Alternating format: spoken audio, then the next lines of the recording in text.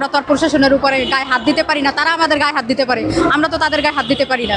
আজকে আমরা এখানে গত 24 দিন ধরে এখানে আসছি, আপনারা হয়তো সবাই জানেন আমরা শান্তিপূর্ণভাবে এখানে আমাদের কর্মসূচি চালিয়ে গেছি। আজকে আমাদের উপদেষ্টা মহোদয়, মহিলা ও শিশু বিষয়ক মন্ত্রণালয়ের যে উপদেষ্টা, উনি আমাদের নিয়ে বসছিলেন, কিন্তু আমাদের যে দাবি সেটা উনি মেনে নেননি, তাই আমরা আজকে রাস্তা ব্লক করতে বাধ্য হয়েছি। রাস্তা ব্লকের পরে কি ঘটনা ঘটলো? রাস্তা ব্লক হওয়ার পরে তো দেখলেন পুলিশেরা আমাদের সাথে কেমন ব্যবহার করেছে, আমাদের সরে আসতে বাধ্য করেছে। আমরা তো আর প্রশাসনের উপরে গায়ে হাত দিতে পারি না, তারা আমাদের গায়ে হাত দিতে পারে, আমরা তো তাদের গায়ে হাত দিতে পারি না। পুলিশ ধরা আজকে কোনো আপনারা হেনস্থার শিকার হয়েছেন? আমরা যমুনার সামনে একটা ঘটনা দেখেছিলাম।